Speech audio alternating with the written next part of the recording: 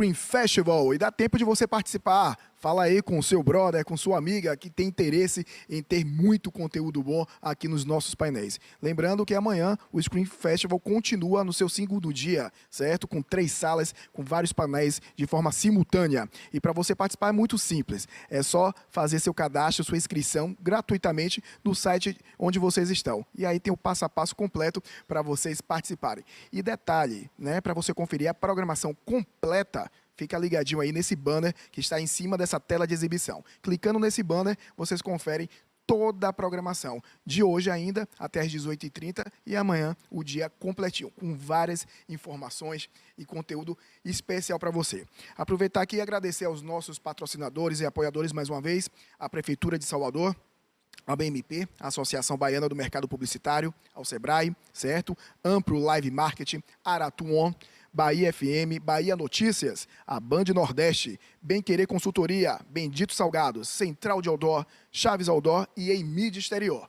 Vamos lá para mais um painel? Agora o tema é o seguinte: Bahia, terra da felicidade e da oportunidade também. Criatividade e arte podem empurrar o PIB? Essa é a pergunta. E eu quero convidar aqui para participar desse painel, agora, nesse momento, Cris Oliveira, né, diretora da Olivieri, né, Olivieri Associados da Advocacia, atua na área de consultoria para a cultura, para a comunicação e entretenimento há 30 anos. Cris, seja bem-vinda, pode entrar, por favor, fique à vontade. Olá, obrigada, boa Tudo tarde. bem? E de forma, né, virtual também, Ana Carla, né, administradora pública, economista e mestre em administração e doutora em urbanismo. Ela está diretamente de São Paulo e vai participar aqui do nosso painel. Ela já está aqui? Já. Oi, Ana, tudo bom? Boa tarde. Tudo bem, como está? Seja bem-vinda ao Screen Festival. Oi, Cris. Oi, Muito querida. obrigada. Podemos começar. Cris, boa tarde, é com você. Boa tarde a todos. Eu queria primeiro agradecer o convite do Screen, que é um evento super legal, interessante, para frente, moderno, que pensa as questões de uma maneira bastante contemporânea. Agradecer especialmente a Ana Coelho, uma mulher retada, que botou 2 outras aqui, né, Ana, para fazer esse painel hoje. A gente está propondo, né, essa coisa da terra da felicidade e do PIB, porque para quem me conhece, eu sou paulistana, mas tenho um coração baiano. E fico aqui olhando e falando, meu Deus, a gente podia ganhar dinheiro com isso, com aquilo, com aquilo, com aquilo. E assim, e a Bahia entrega para a gente, para todos os turistas, para todas as pessoas que vêm de fora, de graça, com todo o amor, a felicidade. Então, assim, a proposta é que a gente pense nessa vocação, que é uma vocação soteropolitana, que está na raiz das pessoas. Você anda pelas ruas e as pessoas dançam, e as pessoas cantam, e as pessoas criam novidades e usam a sua flexibilidade para fazer um mundo diferente, para fazer a cidade diferente e transforme isso em desenvolvimento social, em resultado econômico, em produtos de exportação. Não é para produtizar e marketear de uma maneira ruim. Ao contrário, é continuar fazendo o que a Bahia faz muito bem, para que ela se veja nesse lugar e não precise pensar em outras coisas, não precisa pensar em ser industrial, não precisa pensar em ser alemã, não precisa pensar, precisa olhar para si, para a sua natureza e ver que é possível fazer dinheiro com isso. Então, embora eu não seja economista, eu sou advogada, eu trouxe aqui um monte de números. Apesar da Ana Carla também não gostar muito, a Cainha fala, esses números não sei bem, mas é porque dá para a gente um pouco do qual é o potencial desse país e do Nordeste para pensar em números e em como a economia criativa pode ser transformadora para um país. Já foi em outros países, já foi em outras cidades e ela pode ser trazida para cá. Ou como eu sei que foi falado hoje de manhã, eu não sei, eu vi no rádio ontem, mas assim, e se Salvador for a terra da felicidade pós-pandemia? E se a gente vier a ser feliz aqui? Então, a gente tem que se preparar para isso. E aí eu queria começar, então, a minha apresentação com uma porção de números. Vamos ver se aqui vai. Alguém me ajuda aí? Aê! Então, assim, qual é o PIB da criatividade no Brasil? Como é que funciona isso aqui para a gente? A economia criativa no Brasil, ela parece bastante longe do dia a dia das pessoas, mas ela expandiu 8% de 2013 a 2017. É bastante para você pensar num único segmento. Antes da pandemia, né, a pandemia não vale, atropelou a todos nós. 2020 vai ser o ano que não existiu, né? A gente vai pular. Então, assim, a perspectiva é que haveria um aumento de 5% ao ano. Tá? Esses números são do Brasil, não são do mundo. Então, é muito interessante, porque se fala muito pouco de economia criativa no dia a dia das pessoas, e, na real, é uma economia que cresceu muito e que está cada vez mais importante, e que a Bahia precisa pular nesse barco. Então, assim, a cultura no PIB, os números são... Como vocês podem ver, tem coisa de 2017, 2013, daqui a pouco tem coisa de 2020. Eu estou usando as pesquisas e os números que tem disponível com alguma credibilidade. Então, em 2013, seria 2,6% do PIB. Só que esse número é um número que só tem massa salarial, não conta a cadeia, o impacto da cadeia. Então, na verdade, não seria 211, mas... 4,23, é o dobro, não é 2,60 do PIB, mas sim 4,23 do PIB, é bastante, é um valor bem importante se a gente pensar, inclusive, que ele vai sendo aumentado, né? A perspectiva é que aumentasse de 5% ao ano e pós-pandemia, com algum ajuste, isso deve voltar a ser dessa maneira. E o que está na economia criativa, né? Existe um estudo que foi muito grande, feito na Inglaterra, que foi quem saiu de alguma maneira na frente, entendendo que a economia criativa estava completamente vinculado ao desenvolvimento.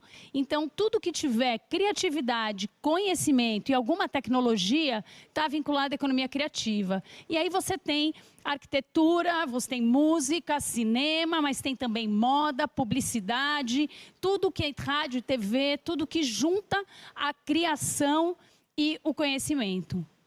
E quantos brasileiros estão nesse lugar hoje? Tem uma pesquisa super nova que saiu do Observatório Itaú Cultural, foi postada semana passada. Eu convido todos a olharem, com vários números da economia criativa no Brasil, e eles chegaram a mais de 7 milhões. Se você olhar ali, são 7,1 milhões de pessoas que trabalham de alguma maneira com a economia criativa no Brasil. Mas aí, quando você olha os números na Bahia, você vê que a gente tem aqui 4%. É pouco, né? Perto do todo. É muito pouco se a gente considerar a natureza do que é Salvador e do que é a Bahia. Aqui a gente tem qual foi a receita bruta dos setores criativos.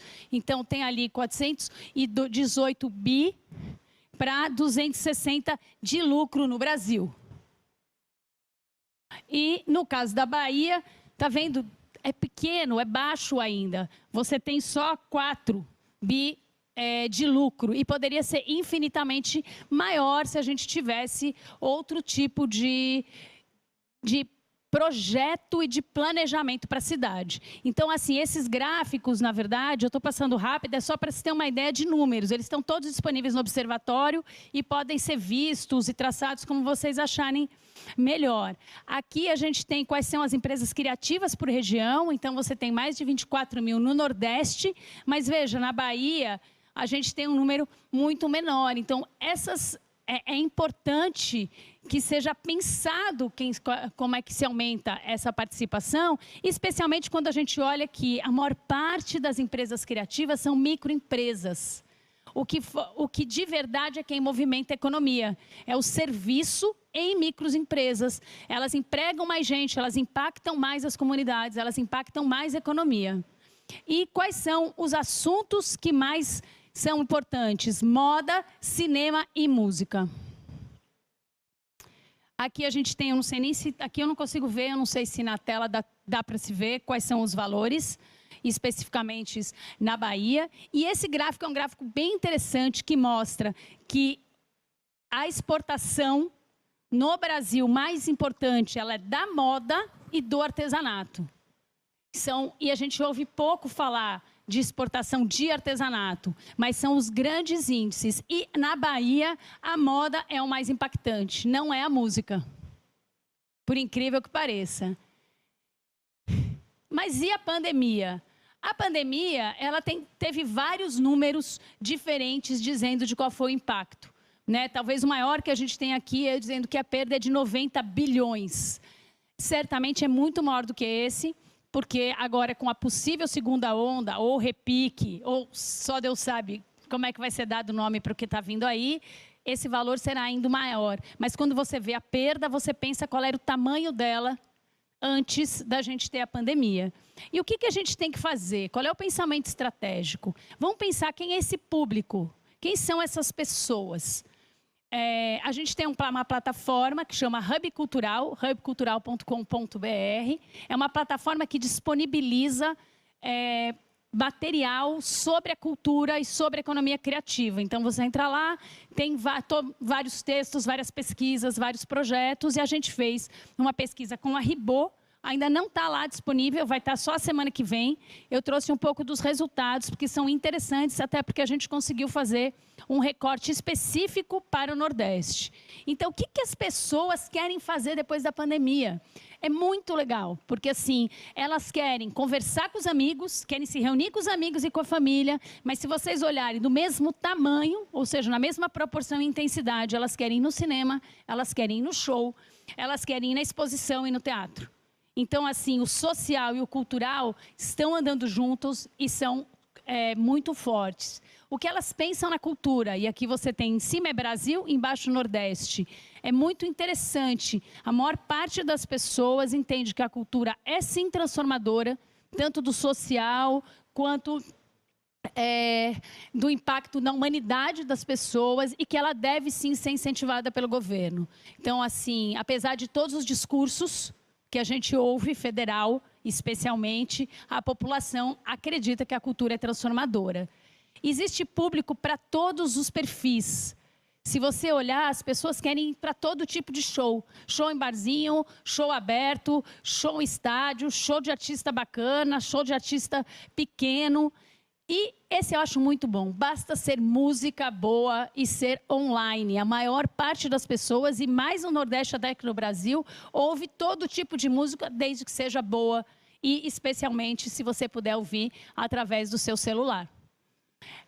Live ninguém aguenta mais, né? A gente já sabia, mas está aí, o número é gigante. 70% das pessoas viram um pouco e não querem ver mais, ou não viram nunca e não querem ver mesmo. E o que vai colocar o público na rua? É incrível, mas ele aqui confirma, é a vacina, não é a decisão governamental. A opinião do governo para o Brasil representa 8% e para o Nordeste só 13%, se ele vai regulamentar ou não. O que importa é que a gente tenha vacina para que as pessoas se sintam bem na rua. E quanto elas vão gastar? Aqui você tem, nos gastos pós-pandemia, que elas continuam, elas vão manter os gastos que elas já tinham antes, em boa parte, 45%, e ainda vão aumentar em 11%. É bastante interessante isso, porque todas as expectativas é que haveria uma redução muito grande na participação das pessoas na compra de atividades culturais. Com isso, a gente pensa assim, qual é o planejamento que Salvador tem que fazer? Como é que a gente aumenta a participação do Estado e do município no PIB da economia criativa? A gente precisa considerar, sim, as pesquisas, os números, o que a economia pode representar, o que essas pesquisas sobre público, sobre exportação, sobre produção podem trazer. Cabe, se possível, aos poderes públicos apresentar algumas políticas que eu diria de estruturação e de desenvolvimento. É muito mais um pensamento estratégico, um apoio, uma empurrada do que tanto despejar milhões de grana. Eu acho que é ter um pensamento e uma política que estimulem especialmente as empresas privadas a entrarem nesse lugar. Como a gente viu, é um mercado para pequenas empresas, para médias e micro. Então, com estímulo de políticas públicas, essas empresas podem assumir a bandeira de realizar uma série de ações dentro da cidade. O governo pode propor, pode até capitanear que Salvador se torne o destino da economia criativa, se torne o grande exportador e o grande distribuidor de cultura e de felicidade, afinal de contas. Mas a empresa privada que vai fazer isso, até porque é a empresa privada quem distribui e que pode gerar renda para uma série de pessoas na cidade de maneira rápida. Os serviços acontecem de maneira rápida. Você consegue que ele seja capilarizado pelas microempresas.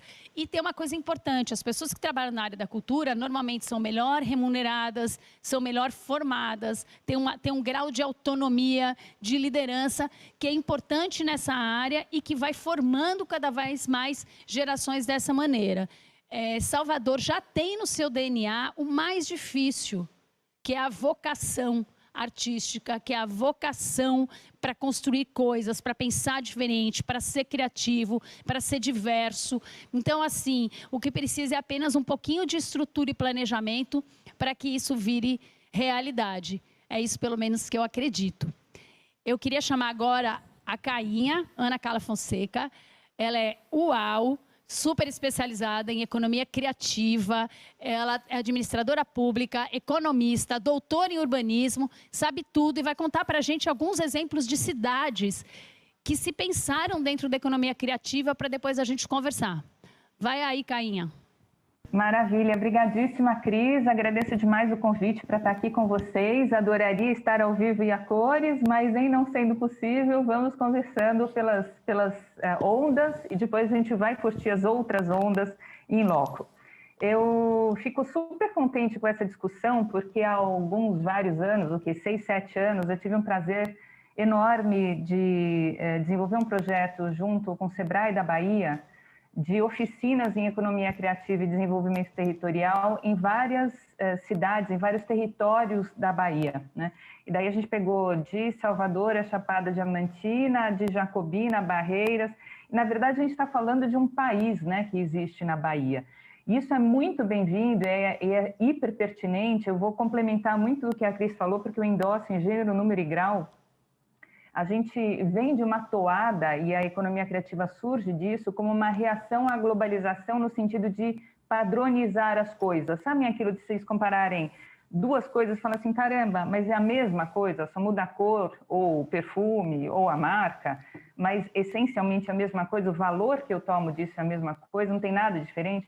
Então, a economia criativa chegou à conclusão que é quase uma revanche à economia industrial, que hoje o ativo econômico mais importante é a criatividade humana, porque é o que diferencia produtos, serviços, propostas, experiências.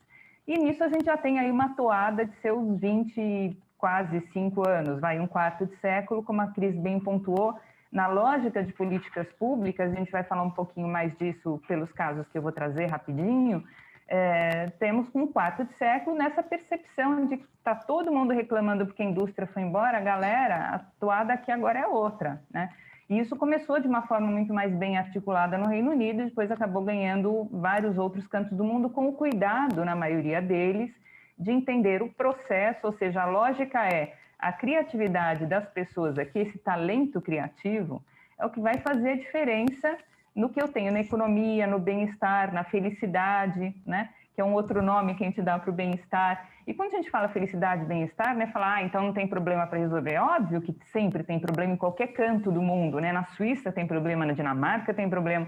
Mas a gente está falando do que o Martin Seligman muito sabiamente montou como uma equação, dizendo, olha, a equação da felicidade é a seguinte, tem 3 componentes. Um deles é a sua carga genética. Tem gente que está no melhor dos mundos, tem tudo nas mãos e a pessoa é dotada a estar sempre infeliz. Segundo é contexto, né? Está na faixa de Gaza, está no meio de uma guerra, etc. Claro que a coisa não favorece. E terceiro é o que você traz dentro de você, independentemente da questão genética. Tem gente que, o mundo está caindo e a pessoa não tem tempo feio. E o que eu acho que a Bahia, de fato, tem muito, concordo com a Cris, e nessas andanças, eu vi isso em tudo quanto é canto da Bahia, essa felicidade, como a Cris traz, essa vontade de ir adiante, de tudo bem, tem tempo feio, o mundo está caindo, mas está valendo. E isso é muito precioso. Então, quando a gente junta duas grandes ondas, né, que vieram para ficar. Uma delas é essa lógica da economia criativa, de valorização desse talento criativo para mudar contextos, de acreditar, de vai além, de ver diferente, de por que não, de junta, de bate-papo, etc., que é uma coisa mega preciosa na economia e, obviamente, na sociedade. E segundo, quando a gente tem uma pandemia, que como a Cris bem colocou, todos os estudos de turismo que a gente conhece, da ONU, a FEComércio de São Paulo, que fez um super bacana, dizem que a gente tem alguns perfis de turistas, né, que na verdade são representações da nossa sociedade. Então tem o que eles chamam de nem-ainers. Os nem-ainers é a galera que fala assim, pandemia, o que é isso? Imagina, eu não conheci ninguém que morreu, né? E essa turma que está saindo assim como se nada tivesse acontecendo são os nem-ainers, que é uma parcela pequena, a gente vê muito porque causa muito estrago, mas uma parcela relativamente pequena da população. Daí tem os desconfinados, que é aquela turma que fala assim, olha, eu vou sair, mas eu não sei, acho que vou tomar as precauções, vou viajar. Só que a vasta maioria das pessoas acaba se enquadrando naquelas tipologias que falam, ó, eu só vou sair quando tiver vacina. E o sair quando só tiver vacina significa que durante o Covid, que vocês viram hoje nos jornais, enfim, todo mundo apostando que mesmo as clínicas privadas no Brasil só deverão começar a ter vacina no final de 2021, quem sabe, começo de 2022. Então, esse durante Covid vai ser muito pautado pelo que se convenciona chamar de turismo da proximidade, que é esse turismo de um deslocamento suficientemente grande para a pessoa estar viajando, mudando de contexto, curtindo um local diferente, mas suficientemente próximo para, se der alguma paura, a pessoa voltar para casa. Então, a gente está falando de um turismo no Brasil que vai de São Paulo, que vai do Rio, que vai de BH, que vai da Brasília para a Bahia, né? Que é um conjunto enorme de pessoas que sempre frequentaram a Bahia, que agora cada vez mais vão deixar de ir para a Europa, para os Estados Unidos, para onde for, e vão se voltar para o contexto nacional. Ou seja, a faca e o queijo já estão em cima da mesa. Agora, como a Cris bem colocou, a gente tem que traçar uma estratégia para cortar esse queijinho e ver como é que serve, né? E por conta disso, eu queria só dar uma pincelada aqui em algumas questões que eu acho que são bacanas, para a gente perceber como diferentes cidades vêm trabalhando essa lógica da economia criativa. E não é de agora. Eu me vejo travada na tela, mas espero que meu som não esteja travado, senão qualquer coisa, por favor, me mandem um WhatsApp de socorro aqui. Então, aqui, acho que todo mundo já adivinhou, normalmente a gente faz isso numa adivinhação mesmo, mas o tempo não nos permite, vamos para Nova York rapidinho. Nova York é uma cidade que passou por um monte de imbróglios, né? Era uma cidade que as pessoas evitavam até a década de 70, 80, enfim. E olhem que interessante, Nova York, que a gente endeusa como manifestações culturais de modo geral, desde o começo do século XX, se entende como uma cidade cuja história vai dialogando com a música. Desculpem estar em inglês, porque isso é print de um estudo que fala justamente sobre o impacto, digamos, da música, que é algo tão baiano, na economia, na sociedade, na cultura de Nova York.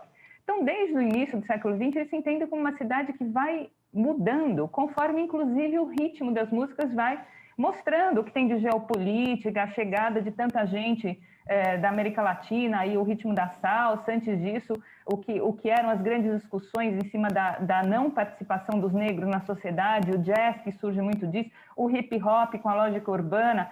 Se a gente fosse traçar essa linha para Salvador, para pegar uma cidade da Bahia, como será que se daria essa linha? Olhem só que narrativa já tem aí, né? O storytelling que a gente vai criar por trás disso, pensando em especial aí com a turma que trabalha comunicação e propaganda.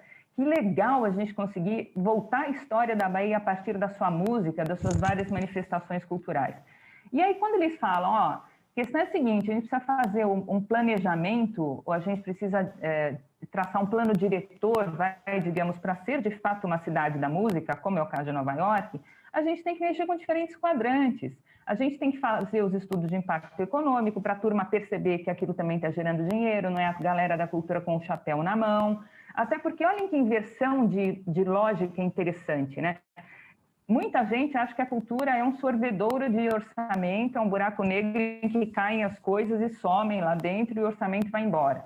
Só que quando a gente pensa que, por exemplo, quem faz teatro, circo, dança, enfim, invariavelmente se maqueia. Então, a gente vai ter a Avon, o boticário, a Natura, o vendedor de tecido que vai para o palco, o figurinista de modo geral, o eletricista, a pessoa que vai vender o carnê, toda uma série de trabalhadores, entre aspas, tradicionais, cujos salários, enfim, serão pagos, pelo menos em parte, até o faturamento de uma Avon da vida, por conta da cultura. Então, quando a Cris falava de cadeia, a gente vê não só a cara visível, mas tudo que está por trás e todo mundo que está por trás. E é por isso que os números vão crescendo tanto, né? Porque a gente vê o impacto dos setores culturais no resto da economia e como eles ajudam a dinamizar os setores ditos tradicionais. E daí o que eles pegam como benefício dessa lógica, digamos, de maestria de uma proposta de uma cidade da música? Impacto econômico, turismo musical, que é um turismo mais qualificado, né? O turismo da bandalheira, a construção de uma marca. E quando a gente tem uma cidade ou um estado que tem uma marca positiva, a gente sabe que todo o resto que sai daquela cidade ou daquele estado é mais bem recebido.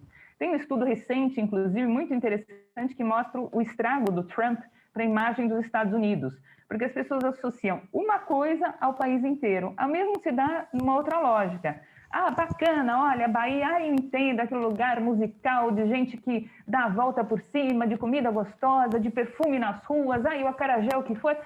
Eu posso vender brinquedo de criança, se tiver lá Bahia, as pessoas já vão carregar esses atributos todos para o que eu estiver propondo. Então, o impacto que tem nos setores tradicionais da economia é muito grande. E aí, só para vocês verem um pouco como esse estudo e outros tantos são desenvolvidos para dar respaldo a essa lógica, a gente tem aí toda uma série deles, mas tem também uma coisa que é muito bacana, que é esse planejamento, como a Cris estava dizendo. E não é colocar rios e rios de dinheiro, claro que o dinheiro é bem-vindo, mas às vezes é desregulamentação, é desburocratização, é a gente fazer com que a aposentadoria de um bailarino seja diferente da aposentadoria de alguém que trabalha das 8 às 5 numa loja, porque a pessoa começa a dançar com 6 anos e aos 30 já não pode mais dançar como dançava antes.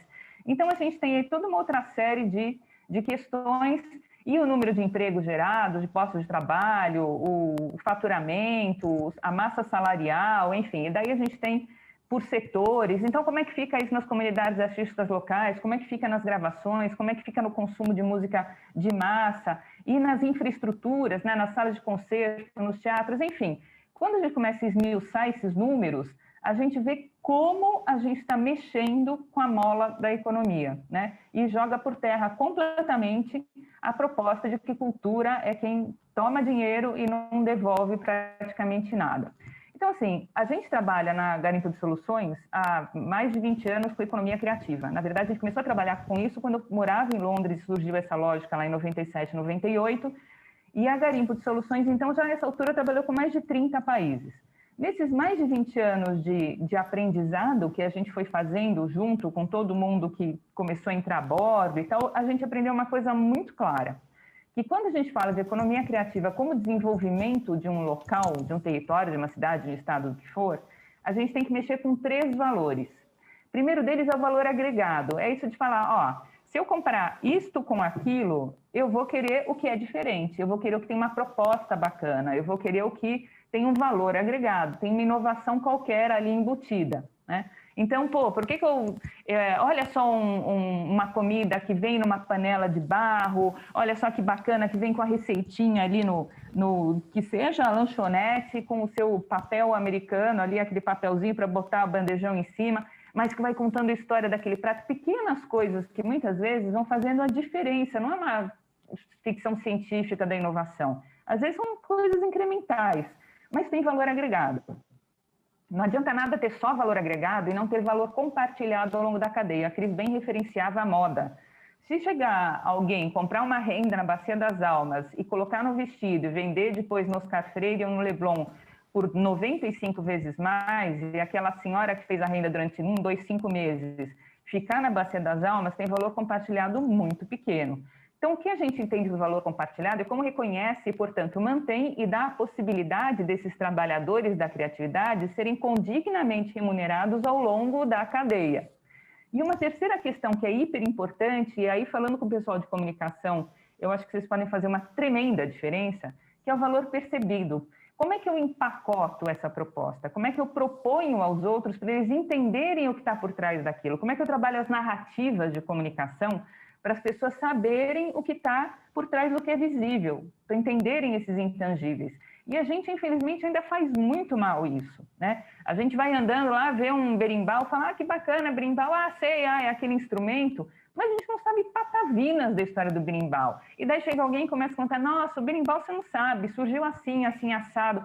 E isso até no desenvolvimento urbano mesmo. Da gente estar andando por uma rua e de repente a gente conhecer a história daquela rua e que a dona Maricota era casada com o seu Joãozinho, e ela fazia cocada, e ela vendia ali na bandeja, e daí não sei o que, não sei o que lá. E tudo aquilo passa a ser um grande enredo e a gente faz parte disso como coprotagonista. A gente quer voltar para aquela cidade, a gente conhece, a gente ama, a gente respeita e a gente se torna embaixador, embaixatriz daquele local. Então, quando a gente fala das narrativas, é isso da gente compartilhar esse protagonismo, da gente entender melhor, da gente passar a defender essas questões todas. Então, a economia criativa, no nosso ponto de vista, tem que trazer esses 3 valores. E as cidades e os estados acabam pegando diferentes configurações para isso, porque, lógico, o contexto é diferente. Então, para a gente dar uma viajadinha a Paris, a gente vê como eles vêm trabalhando essa questão da criatividade no próprio seio do desenvolvimento urbano. Eles se entendem como a maior rede de incubadoras da Europa. Por quê? Porque, em vez de fazerem uma coisa como o Vale do Silício, que juntam todo mundo numa bolha fora de São Francisco, fica os nerds lá todos trabalhando juntos, aquelas grandes empresas, etc., e eles querem gerar os unicórnios, as empresas de $1 bilhão. Eles falam, para a gente não interessa se é unicórnio ou não, a gente quer gerar emprego, quer gerar satisfação, quer gerar bem-estar e quer resolver os problemas da cidade ao mesmo tempo que resolve os problemas da economia e da sociedade. De modo que eles olharam o mapa da cidade de Paris, que é esse laranja mais escuro, o segundo tom de laranja, o intermediário, é da Grande Paris. Eles falaram, ó, se a gente olhar os bairros, a gente sabe que ali tem uma tremenda vocação para gastronomia, ali tem vocação para turismo, ali tem vocação para finanças, ali tem vocação para esportes. E eles foram vendo o que cada bairro tinha de pegada de vocação, que, como a Cris bem falou, quando a gente já nasce com vocação, quando a gente já sai de um ponto de vocação, é muito melhor do que um salseiro, que é para quem não sabe o que tem de diferente. Vamos combinar que a Bahia tem um monte de coisas diferentes, né? Então, como é que a gente vai fazendo, digamos que esse seja o mapa da Bahia, ou que esse seja o mapa de Salvador, como é que a gente vai localizando essas potencialidades? E daí eles falam, legal, então ali, que tem tudo a ver com esporte, vai ser a incubadora de esportes. Só que assim, Paris vai abrigar as Olimpíadas. Como é que eu boto a galera do esporte, não só para pensar, de repente, em aplicativos nos quais eu, na minha casa, vou ficar vendo o jogo e vou ter a sensação de que eu estou jogando junto, né, para realidade virtual que seja, mas como é que eu pego, de repente, algumas chamadas de startups para resolverem a poluição do Sena? Porque a prova de natação vai ser no Sena. Então, como é que eu vou ligando essas questões às questões da cidade? Aí a gente junta o bem-estar individual com o bem-estar coletivo, né? As coisas se desdobram. Essa lógica, que tem o quê? 4, 5 anos, a gente os trouxe, o diretor-geral deles, para o Brasil há 2 anos. Foi a primeira vez que ele veio para a América Latina. Então, eles tinham, acho que, um ano e pouco. Ou seja, 4 anos eles estão fazendo isso, deu tão certo que, em maio do ano passado, eles expandiram a lógica para a região metropolitana de Paris. Aí vocês veem um pouco como funciona essa rede. Então, a gente não concentra, a gente distribui, fica capilar, que é tudo que a gente, né, no Brasil precisa fazer. Como se não bastasse, o atrevimento bem-vindo deles, a ousadia dessa galera, eles pegaram 2 bairros da cidade, que não necessariamente são os bairros mais sexys da cidade, e falaram, ó, tudo que pudesse ser testado no espaço público, mobiliário urbano, tipo banco, ponto de ônibus, enfim, propostas de vitrines, fachadas, o que for, o que puder ser testado, a gente vai levar para esses bairros e vai botar na rua, para serem efetivamente testes de realidade, não testes em laboratório em situações simuladas.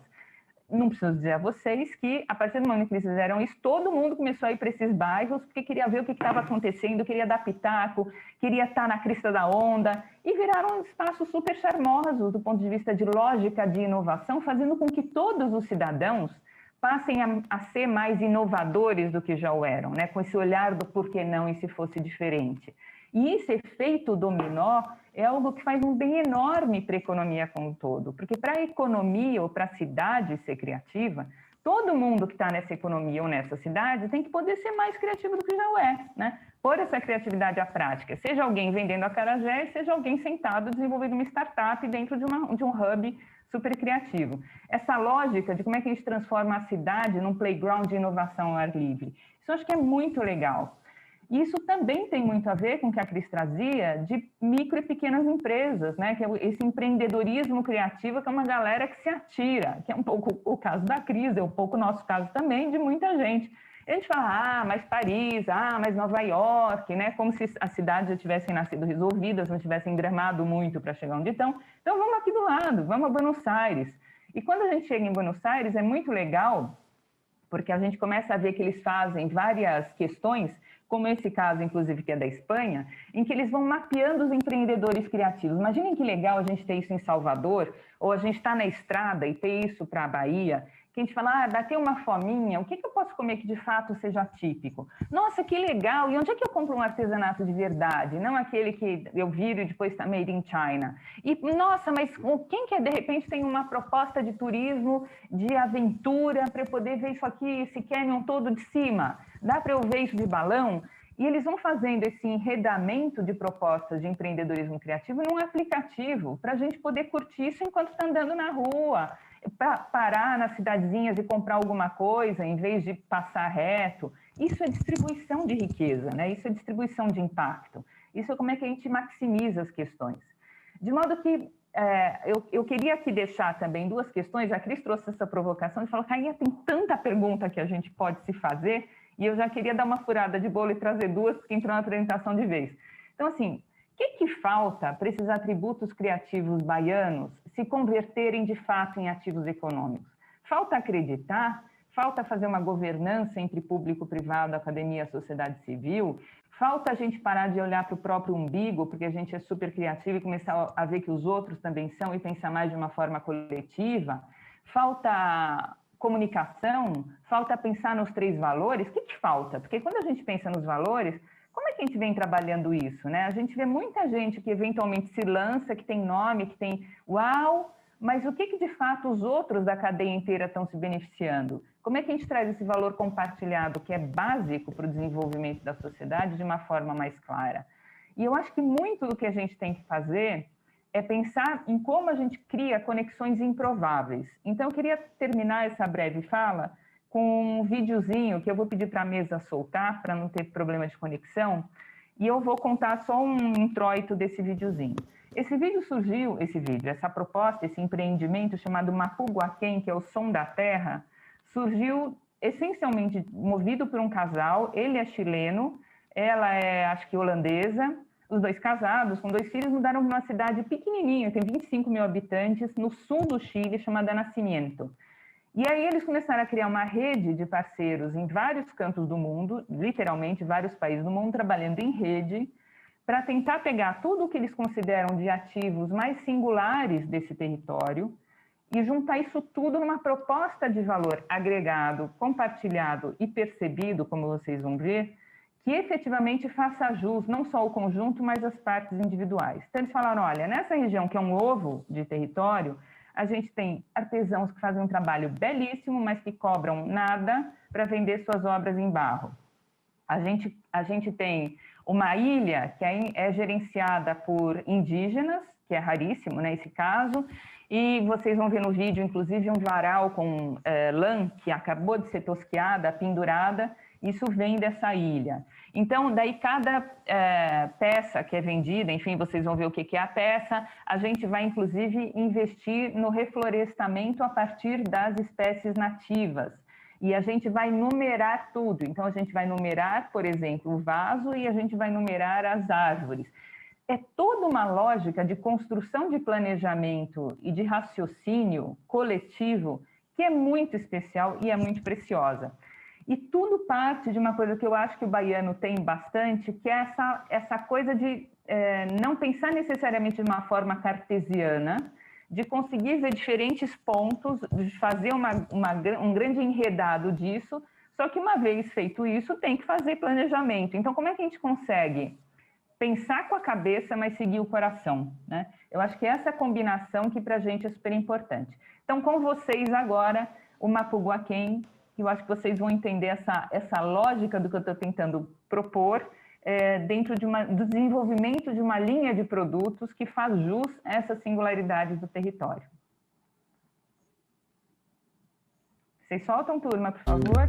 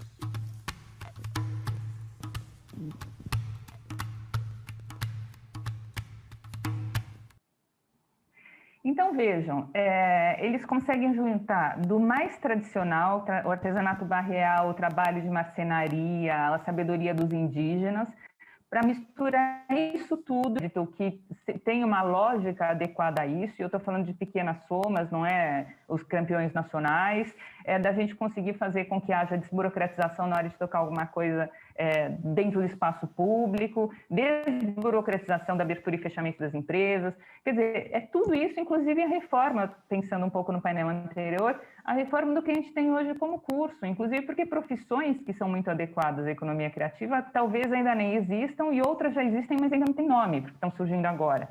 Então, não é a gente pensar, olha, criativo é só o grande chefe de cozinha, o grande artista, o grande cientista.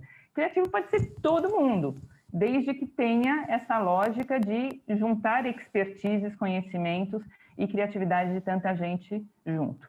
Deixo aqui o site da Garimpo, porque tem uma partezinha em especial chamada Livros, que, aliás, eu preciso passar para a Cris depois os links, onde vocês vão encontrar muitos materiais de referência diante disso, inclusive o primeiro plano regional de economia criativa, que eu acho que é uma abordagem muito bacana para a Bahia, que foi feito no Brasil e a gente tocou para 21 municípios do Vale do Ribeira, aqui em São Paulo, inclusive a pedido do SEBRAE junto com o governo do estado. Então, tem muitas coisas novas surgindo que eu acho que dialogam de uma forma muito fluida com o que vocês estão apontando agora.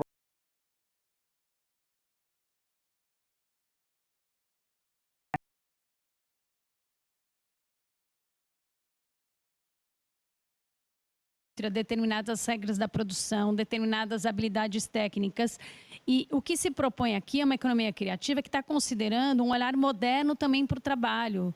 E acho que é por isso que talvez a Bahia não se reconheça, porque assim, é você ser feliz no seu trabalho, né? Isso que, inclusive, toda a juventude quer. Eu quero trabalhar no que eu gosto, para fazer o que eu gosto, o que tem a ver com a minha identidade e com o que eu sei fazer de melhor.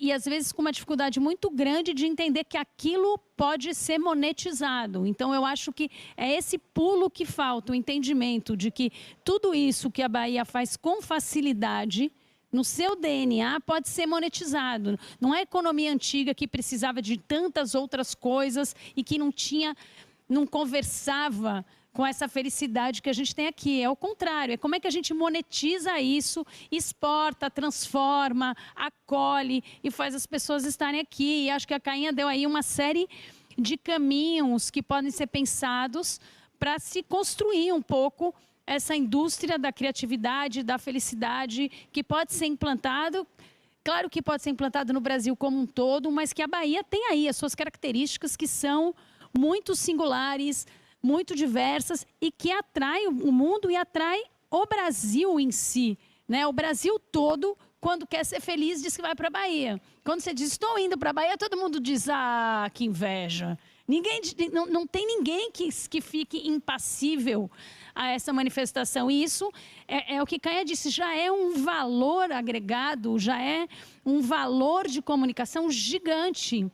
Né? Então, a gente precisa, os baianos, se apropriar desse assunto e realmente monetizar, porque vai ser sensacional para o desenvolvimento.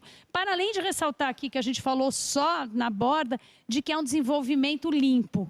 Né? Ele é sustentável, ele não causa danos, ele não destrói nada, ao contrário.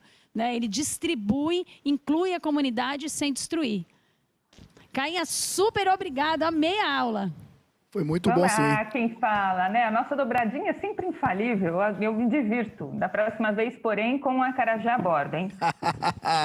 Queria agradecer mais uma vez aqui, diretamente de São Paulo, a Ana Carla, muito obrigado. E a Cris Olivieri, muito obrigado também, viu, Cris? Vocês curtiram aí essa palestra, né? Ver a vida melhorar, ver o nosso orgulho de volta, ver a gente voltar a sorrir. A gente ama! E a Prefeitura deixou o centro de cara nova. Entregou novas encostas, mais 15 postos de saúde, temos a maior UPA do Nordeste, novo Jardim Botânico, os arcos da Ladeira da Conceição, tem o Conjunto Baixa Fria 2. Priscila, me diga uma coisa, e o coração como é que tá? Tá uma alegria só. É muito trabalho, é muito amor. Prefeitura de Salvador é a melhor do Brasil porque faz o que ama. Fomentar o mercado criativo, unindo todos os segmentos do setor, a ABMP surgiu em 1997 e segue se reinventando, gerando conteúdo com lives, colunas, entrevistas no nosso site e grandes eventos, unindo os mais diversos profissionais em grupos de trabalho para discutir ideias sobre a cadeia produtiva baiana. Saiba mais em www.abmp.com.br.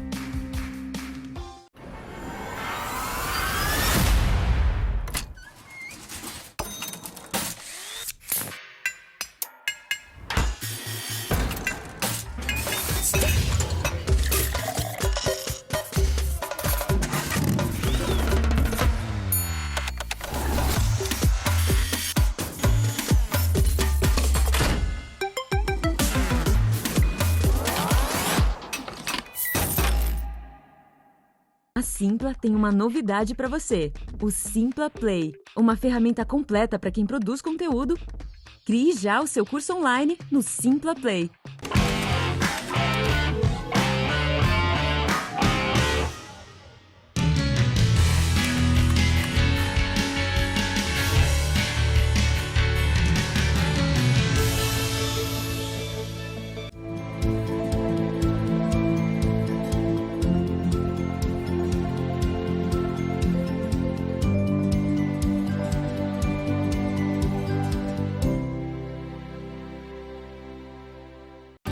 São centenas de obras e a pergunta é uma só. Qual foi que a senhora mais amou? Minha casa está linda, meu filho. A Arena Pronaca, meu irmão. Show de bola, primeiro mundo.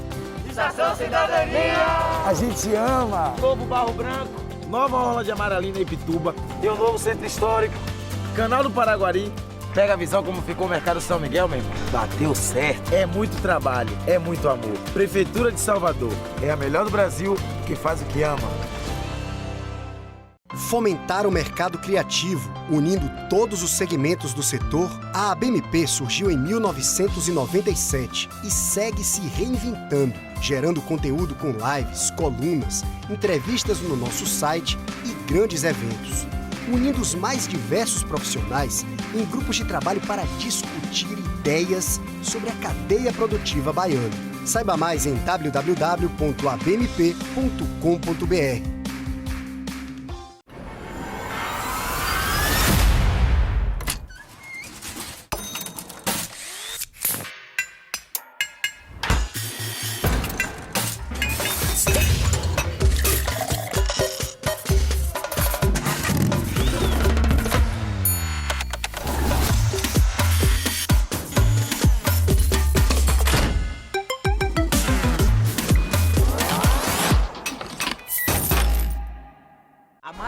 século, a cara da Bahia chega até você em várias mídias. Na TV, reportagens especiais, dia a dia e programas do seu jeito e com a cara da gente.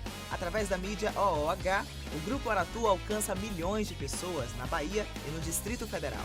Em projetos especiais, mostramos pioneirismo, tradição e alinhamento com as novas tecnologias e cross-mídia digital. Conte com quem tem a experiência de mais de meio século em comunicação. Conte com o Grupo Aratu.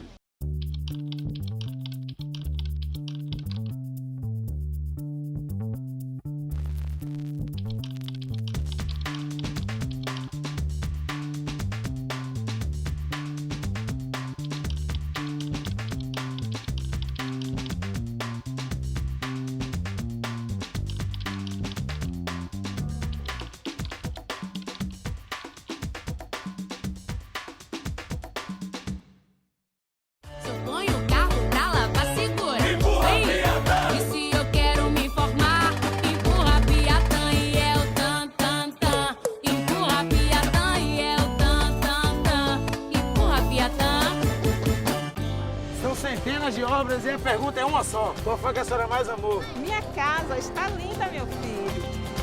A Arena Pronaca, meu irmão, show de bola, primeiro mundo. Estação Cidadania! A gente ama! Novo Barro Branco, nova orla de Amaralina e Pituba, tem um novo centro histórico, Canal do Paraguari. Pega a visão como ficou o Mercado São Miguel, meu irmão. Bateu certo. É muito trabalho, é muito amor. Prefeitura de Salvador, é a melhor do Brasil que faz o que ama.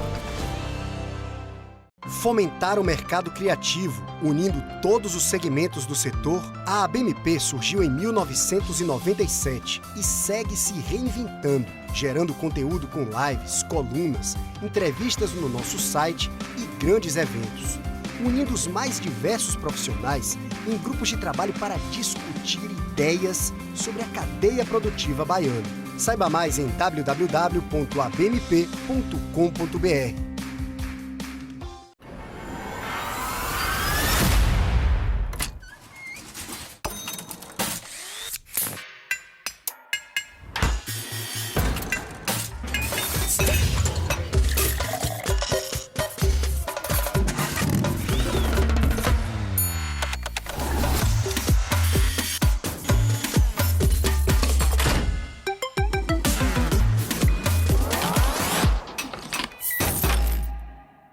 Saiu no A Tarde é Verdade, sem asteriscos nem meias palavras. A Tarde é o jornal de maior circulação do Nordeste, segundo dados do IVC, base outubro de 2020. Credibilidade, imparcialidade e protagonismo. Grupo A Tarde de Comunicação.